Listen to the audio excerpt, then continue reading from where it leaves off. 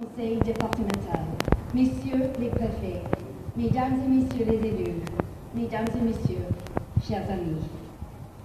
Quel honneur, Monsieur le Président de la République, de vous avoir parmi nous en ce jour. Et je vais continuer à essayer de parler en français. Je pense, après ce début, rien de mieux peut se passer. Et quel honneur pour nous tous, et quel symbole pour le tourisme français. Depuis la venue de François Mitterrand en 1994, c'est la première fois qu'un président de la République vient à Disneyland Paris dans le cadre de ses fonctions. La saison ne nous permet pas de vous recevoir au pied du château, mais comme vous allez le voir derrière moi, nous avons essayé de reconstituer ce décor. Vous reconnaîtrez peut-être les tours du château d'Ussé qui inspira à Charles Perrault, La Belle au bois dormant, où vous remarquerez des toitures rappelant celles des hospices de Beaune, et vous pourrez noter les colonnes d'arbres inspirées de celles de l'église Saint-Séverin à Paris. Et oui, notre château, Monsieur le Président, est bien français, et notre entreprise aussi, et surtout fière de l'être. Walt Disney avait un rêve inspiré par la culture européenne, comme une magnifique exposition au Grand Palais l'avait illustré en 2007. En effet, descendant d'une famille française d'Isigny, en Normandie, Walt Disney est souvent venu en France. Et sachez-le, Monsieur le Président, le seul beurre que nous servons dans toutes les parcs Disney à travers le monde, c'est le beurre d'Isigny.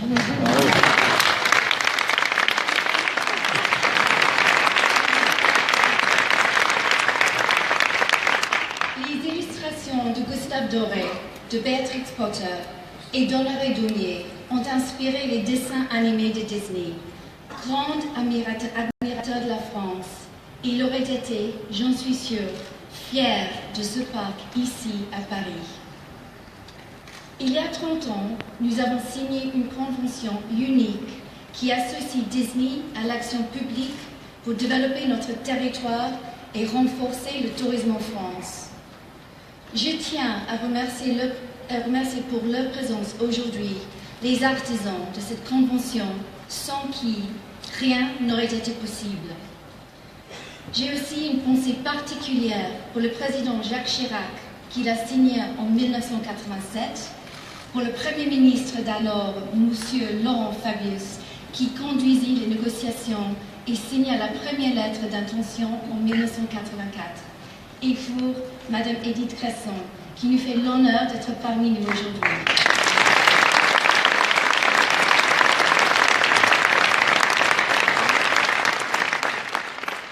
Depuis, nombreux sont ceux qui nous ont dédiés au fil des ans, ministres, élus, préfets, délégués interministériels. Certains sont parmi nous aujourd'hui. Qu'ils soient tous assurés de notre gratitude. Permettez-moi d'adresser ici un mot d'amitié au préfet Jean-Luc Marx et Yannick Imbert et à notre formidable délégué interministériel, le préfet Jean-François Carenco, qui s'en va vers d'autres aventures et pour lesquelles nous lui souhaitons bonne chance.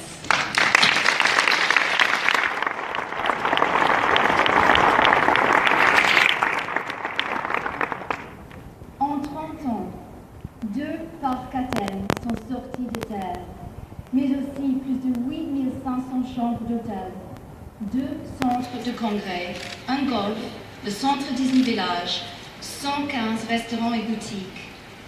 Disneyland Paris est ainsi devenu la première destination touristique européenne. Je pourrais vous dire que nous sommes fiers de tout le développement économique et urbain qui a accompagné l'essor de Disneyland Paris. Mais nous en sommes tout simplement heureux. Oui, nous sommes heureux de contribuer à l'économie française avec plus de 68 milliards d'euros générés et 56 000 emplois créés. Pour un emploi créé à Disneyland Paris, ce sont 3 emplois créés ailleurs. Nous sommes particulièrement heureux d'avoir fait revivre parmi nos 500 métiers des métiers d'art oubliés, comme la peinture en lettres ou la dorure alors fin. Et nous sommes aussi heureux de notre contribution à l'Est francilien avec l'avènement de Val d'Europe, la création d'une gare TGV internationale, un centre commercial, 11 000 logements, mais aussi des écoles et de multiples équipements publics. Nous sommes enfin heureux de la diversité de nos salariés et de nos visiteurs. Près de 20% d'entre eux viennent du reste de l'Union européenne. Je sais, Mme Bieńkowska, vous y êtes sensible, vous qui êtes la commissaire européenne en charge du marché intérieur. À Disneyland, on parle ainsi 20 langues et on compte plus de 100 nationalités. Nous venons d'accueillir 8 familles venues de nos principaux marchés européens et qui symbolisent aussi le cap historique des 320 millions de visites depuis notre ouverture. 30 ans de convention, voilà où nous en sommes. Ces années de réussite nous ont renforcés et nous sommes prêts à relever les défis du futur. Je veux vous adresser aujourd'hui, Monsieur le Président de la République, Mesdames et Messieurs, un message de confiance concernant le tourisme en France. Aujourd'hui, plus que jamais, je suis certaine que la France dispose de tous les atouts pour conserver sa place de leader mondial de tourisme. Oui, je crois plus que jamais à la destination France. La France fascine encore et toujours. Paris et sa région continuent de faire rêver les touristes du monde entier. Un pays si admiré ne peut que réussir. Croyez-le. Et c'est une Anglaise qui vous le dit.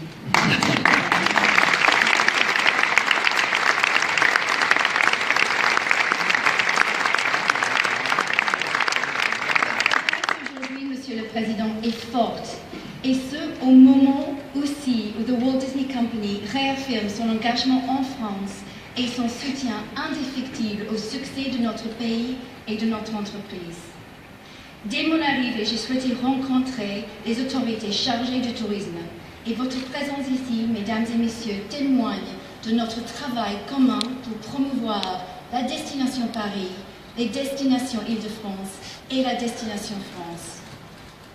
Je suis convaincue que fort de notre partenariat public-privé exceptionnel, nous continuerons d'accueillir encore plus de visiteurs. C'est le vœu que je formule au moment où nous soufflons nos 30 bougies. 30 ans, c'est l'âge de l'ambition et de tous les possibles. Aujourd'hui, Disneyland Paris doit regarder vers l'avenir et penser le tourisme de demain. Nous avons un devoir d'excellence et d'avant-garde. Nos visiteurs ont des aspirations nouvelles. Notre industrie est en pleine mutation. À nous de faire de ces opportunités un tremplin. Disney est reconnu pour sa capacité d'innovation. Village Nature en témoigne et écrira bientôt une nouvelle page de notre histoire à 2 pas d'ici, avec notre partenaire Pierre et Vacances. Soyons aussi créatifs et audacieux pour penser le futur de notre convention. Il y a d'abord les nouveaux grands projets d'Île-de-France. Je pense notamment, cher Jean-Jacques, à l'accueil des prochains grands événements tels que les Jeux Olympiques de 2024 ou l'Exposition universelle de 2025. Je veux aussi mobiliser les pouvoirs publics français et européens autour de l'Est francilien. Je me tourne vers vous, Mesdames et Messieurs, les élus de ce territoire. Ce territoire a tout pour réussir et je connais votre engagement pour cela. J'aimerais vous inviter à réfléchir collectivement au futur de Val d'Europe. Ce territoire doit continuer à se développer pour renforcer sa place de première destination touristique en Europe. Il doit aussi se diversifier pour devenir un pôle urbain et économique de référence en Île-de-France. Vous l'aurez compris, Monsieur le Président, Disneyland Paris a à cœur de réussir en France, mais plus encore de faire réussir la France. C'est tout l'esprit de cette convention que nous célébrons aujourd'hui. Walt Disney disait, Disneyland will never be completed. It will continue to grow as long as there is imagination left in this world. Disneyland ne sera jamais achevé tant qu'il restera dans ce monde une parcelle d'imagination. Puisque Walt Disney nous incite ici à imaginer le futur, alors j'imagine que dans 30 ans, Disneyland sera toujours un moteur pour le tourisme en France et la première destination en Europe. J'imagine que nous paracheverons le développement urbain du Val d'Europe. J'imagine que nous deviendrons un modèle d'urbanisme durable. J'imagine que nous porterons le développement économique de tous les Franciliens encore plus haut. J'imagine que nous aurons concrétisé une grande école de formation touristique qui nous tient à cœur. Et j'imagine enfin que d'autres grandes entreprises nous auront rejoints ici et renforceront l'attractivité de ce territoire. Nous serons alors le cœur dynamique de l'Est parisien et plus encore un pôle leader pour l'Europe. Longue vie à Disneyland Paris. Longue vie à notre collaboration si exemplaire. Et si vous me le permettez, Monsieur le Président, vive la France. Plus que jamais, vive Paris et vive la France.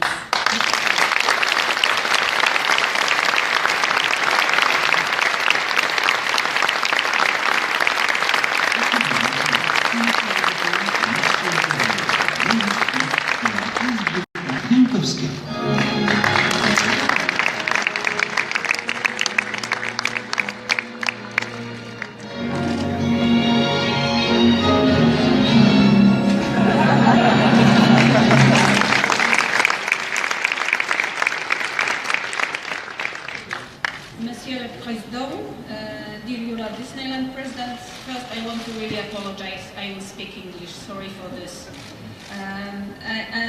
I'm happy to share this moment of the celebration with you here today in the Euro Disneyland. As I'm responsible for single market in the industry, in this capacity I have also tourism industry, and that's why I'm here, and I want also to underline how tourism industry is important for France and for Europe. Today we'll celebrate really a success story which has given joy to millions of our citizens, children and grown-ups. A success story which attests to the attractiveness of France and Europe as a tourist destination. With 300 million visits since its opening, Disneyland Paris has become one of the leading tourist attractions in Europe. I want also to congratulate the French authorities for making this success possible by signing the agreement 30 years ago, this we are celebrating today, and also for creating the conditions for businesses such as Disneyland to prosper. This has not just been good for Disneyland, this has not just been good for the local economy, but it has attracted more tourists to France as a whole.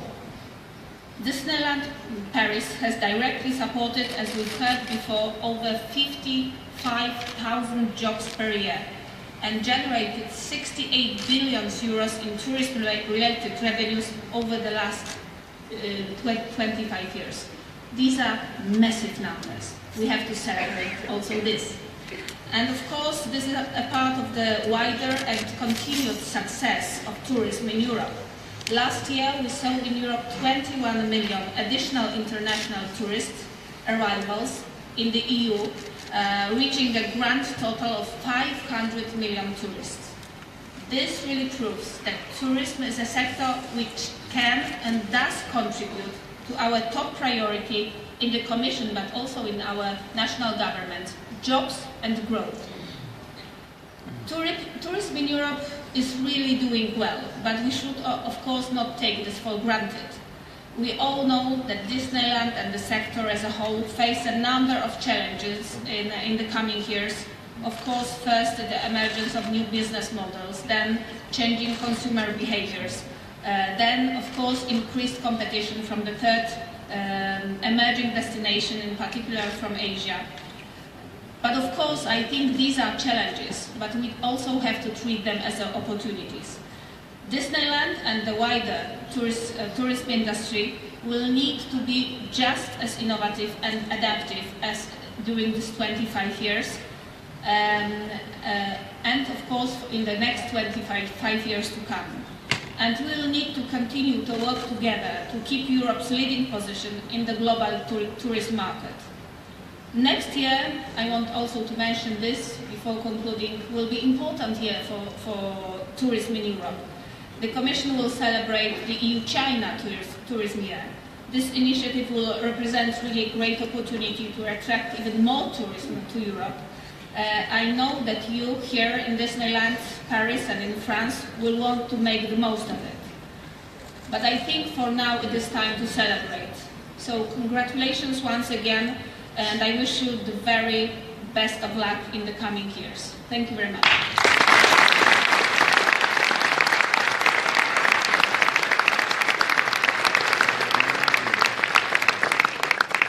Mesdames et messieurs, merci d'accueillir maintenant le président de la République.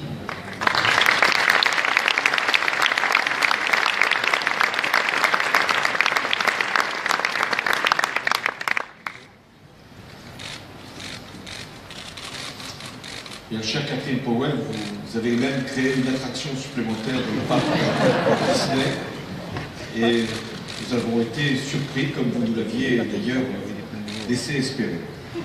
Je voudrais ici saluer tous les parlementaires, les élus et bien sûr la commissaire européenne qui nous fait grand honneur en étant présente ici. Il y a 30 ans, donc, était signée la convention entre l'État et l'entreprise Disney. Il y a 30 ans, rien de ce qui nous entoure aujourd'hui n'existait. Rien n'aurait pu être visité si ce n'est des champs et peut-être sans doute quelques immeubles s'il n'y avait pas eu Disney. Et pourtant, la perspective de l'implantation du groupe Disney en France avait suscité des polémiques. En France, tout commence par des polémiques et tout finit par des anniversaires. La polémique à l'époque, mais elle nous paraîtra encore très actuelle, c'était de nous poser des questions comme celle-là. Est-ce que l'État peut s'entendre avec de grands acteurs privés pour mener des missions d'intérêt public? Est-ce que la France doit accueillir une grande multinationale qui, en plus, veut faire de la culture ou du loisir?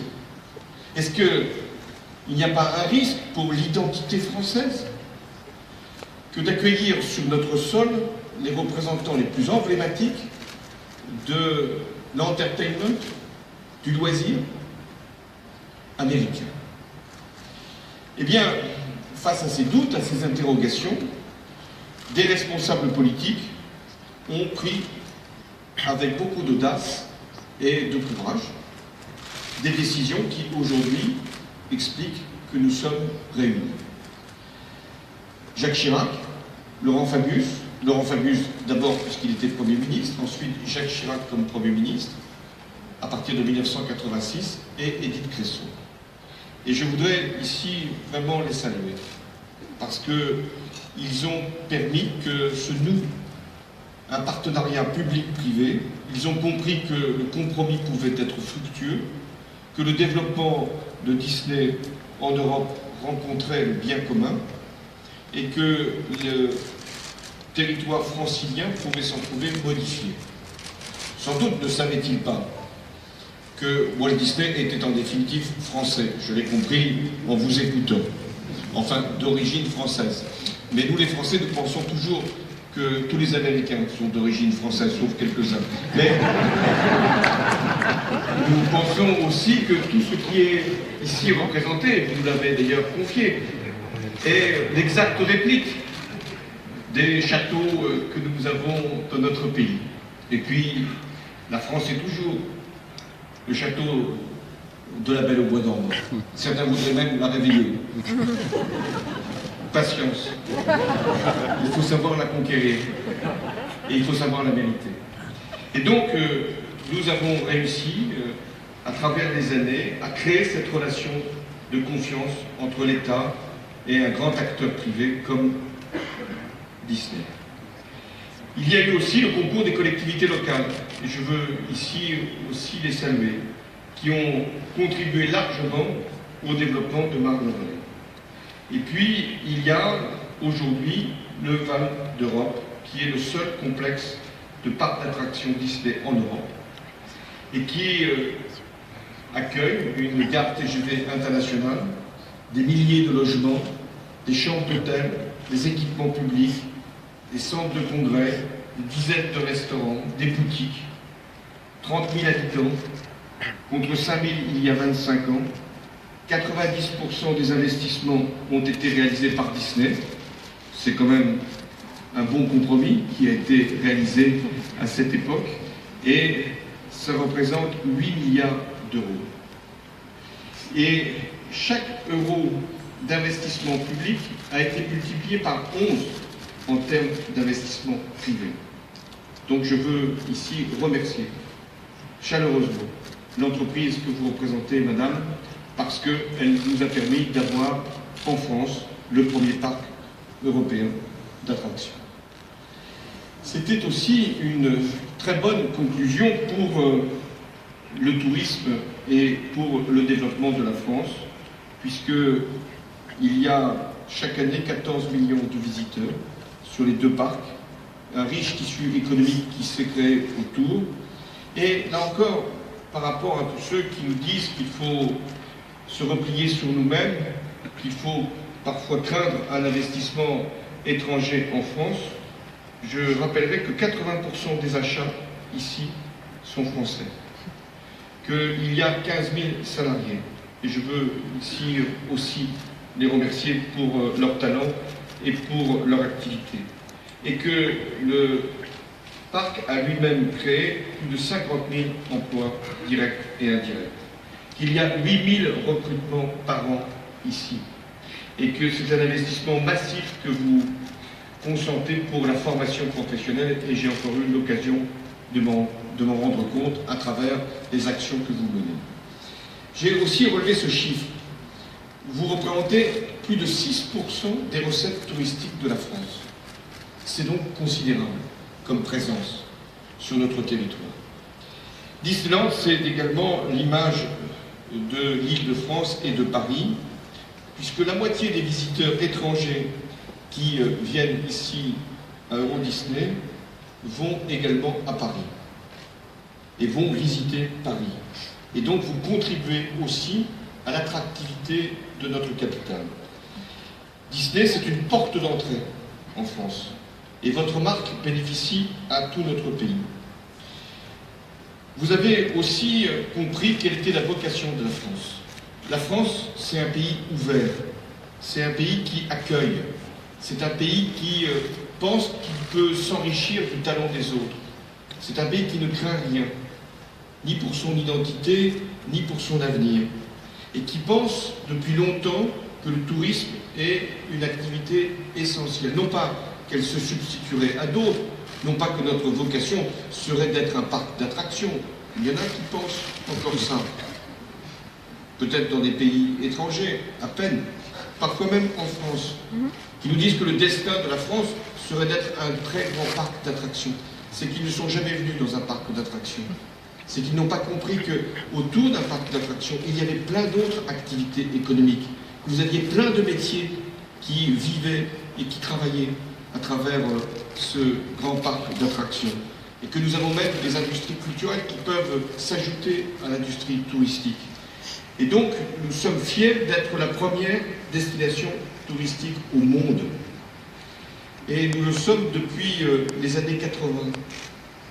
Et cette force, elle ne tient pas seulement à la beauté de nos paysages, c'est vrai, à la qualité de notre gastronomie, c'est incontestable, à l'accueil des Français qui sont tous chaleureux dès qu'ils voient un étranger. Mais cette attractivité touristique, elle tient bien sûr à notre patrimoine, à notre culture, mais aussi, c'est là tout le sens de l'investissement qui s'est fait ici, aussi à nos infrastructures, à notre capacité de transport, à nos services publics et également au haut niveau de formation professionnelle de nos personnels. Et c'est ce que l'Europe également, Madame la Commissaire l'évoquait, a parfaitement compris. Et c'est tous ces atouts, tous ces facteurs qui ont convaincu Disney de choisir l'Île-de-France pour son premier et à ce jour seul complexe européen, alors que, nous le savons, d'autres pays étaient également sur les rangs. Mais c'est vrai, rien n'est acquis, comme il est vrai pour d'autres domaines, rien n'est acquis dans les records que nous pouvons établir. Nous devons toujours être les meilleurs face à la concurrence. Nous devons donc relever des défis, les défis de la qualité, les défis de la diversité des publics, les défis de la longueur des séjours. Et pour nous, c'est un point très important. Il ne s'agit pas simplement d'être le pays le plus visité au monde. Faut-il encore que les touristes y restent plus longtemps qu'aujourd'hui pour que nous puissions avoir le plus possible de retombées et de recettes touristiques. Nous avons aussi à assurer la sécurité. C'est une dimension essentielle pour nos compatriotes et pour tous nos visiteurs. Et nous savons que nous avons été particulièrement exposés et frappés, que nous sommes encore, en tout cas, exposés, que nous veillons à prévenir tous les actes de terrorisme qui, hélas, peuvent être préparés de loin ou de près. Nous avons donc vécu des moments très douloureux parce que nos compatriotes et nos visiteurs étrangers ont pu être directement concernés. Et en même temps, nous avons pris un certain nombre de décisions, renforcé encore nos effectifs de police, de gendarmerie, des militaires, et nous avons aussi établi une collaboration avec le secteur privé pour que nous puissions agir ensemble et assurer à tous nos visiteurs non seulement la vigilance indispensable, mais tout ce qui peut être leur protection à tout moment. Nous avons eu, c'était aussi les effets des attentats, une baisse de notre activité ou notre activité touristique dans l'année 2016. Moins qu'il n'était prévu, mais nous l'avons également subi. Depuis le dernier trimestre de l'année dernière, nous avons pu retrouver une présence touristique particulièrement élevée, parce que nous sommes mobilisés avec les professionnels du tourisme. Nous avons dégagé 15 millions d'euros pour la sécurité, plus de 10 millions d'euros pour la promotion, pour l'action touristique dans notre pays et à l'étranger. Et cette politique a pu porter ses fruits, puisque sont revenus de nombreux touristes, et notamment venant de pays qui avaient jusque-là eu un certain nombre de réticences. Et votre cérémonie d'aujourd'hui contribue également à envoyer ce message de confiance à l'égard de la France. Et vous l'avez parfaitement exprimé. Ce message aussi de vigilance que nous avons en commun, ce message d'espérance pour que notre pays soit toujours la plus grande destination touristique au monde. Et là encore, nous sommes fiers que notre pays soit choisi librement par tous ses visiteurs. Nous sommes fiers qu'à chaque fois, chaque visite touristique est un acte de confiance à l'égard de la France. La France aussi défend une économie ouverte et elle est prête à accueillir tous ceux qui voudraient investir dans notre pays. Disney a montré l'exemple, il y en a eu beaucoup d'autres. La France est un des pays où il y a le plus d'investissements étrangers et nous considérons que c'est à chaque fois un atout supplémentaire en termes non seulement d'investissement, mais de création d'emplois et aussi d'innovation. Mais nous devons aussi, pour garder cette attractivité, encore renforcer nos infrastructures de transport, et ce sera le cas, puisque l'État a engagé 35 milliards d'euros avec la région Île-de-France pour lancer les travaux du Grand Paris Express, qui représentera à terme 200 km de lignes de métro supplémentaires, de nouvelles gares, mieux connectées entre elles, des aéroports plus faciles à desservir et des gares TGV. Je veux remercier aussi Jean-François Caraco, comme délégué, qui s'est beaucoup mobilisé, et qui l'a fait surtout en tant que préfet Île-de-France. Et l'État construit avec les collectivités 10 hubs internationaux qui soutiendront encore l'offre de bureaux et de logements. Mais Disney fait partie de nos atouts et de notre environnement aujourd'hui. Et nous voulons que les candidatures que nous présentons pour les Jeux Olympiques et pour aussi l'exposition universelle, je dis et, conjonction de coordination qui laisse penser que nous pouvons avoir les deux. Alors que si nous disons simplement Jeux Olympiques ou Euro Disney, ça laisserait penser qu'il y aurait une option. Non, il n'y a pas d'option. Nous pouvons avoir les deux et nous faisons en sorte, tous les élus concernés, Ville de Paris, Région Île-de-France, État, de réussir cette présentation. Voilà pourquoi je tenais à venir ici, pour exprimer ma reconnaissance pour l'effort d'investissement du groupe que vous représentez, madame, pour dire combien les décisions qui ont été prises dans les années 80 et 90 ont eu l'effet que l'on connaît, pour féliciter tous les personnels qui se dévouent sans compter, pour dire notre fierté d'avoir ce complexe européen ici, le seul jusqu'à présent, et pour également saluer les retombées et les effets de cet investissement pour l'ensemble de l'économie régionale et pour l'économie française.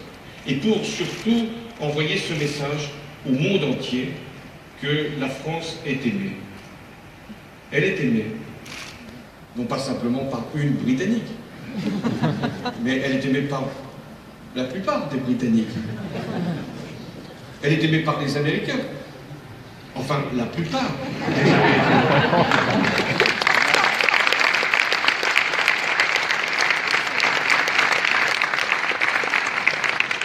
Et elle est aimée partout dans le monde.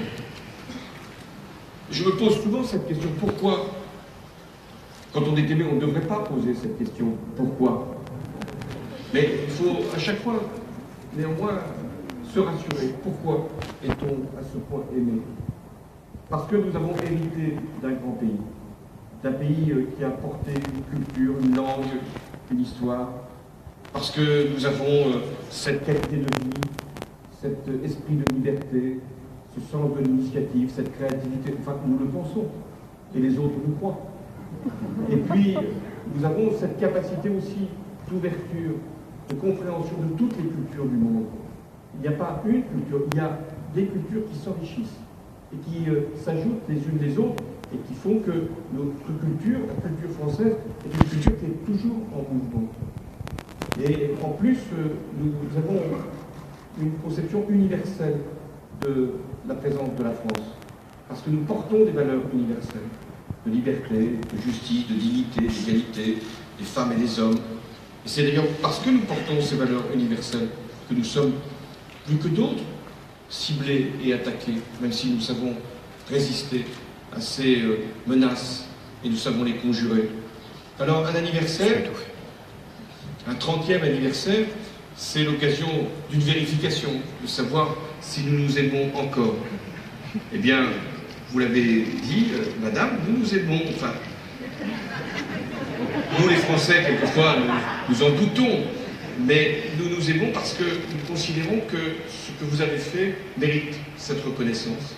Et cette déclaration que je viens d'adresser vaut pour tout le monde, pour le monde entier, sans distinction. Et que ceux qui ont des doutes, et j'enverrai peut-être un billet spécial à l'un d'entre eux, pour qu'ils viennent au moins à Euro Disney et qu'ils comprennent ce qu'est la France.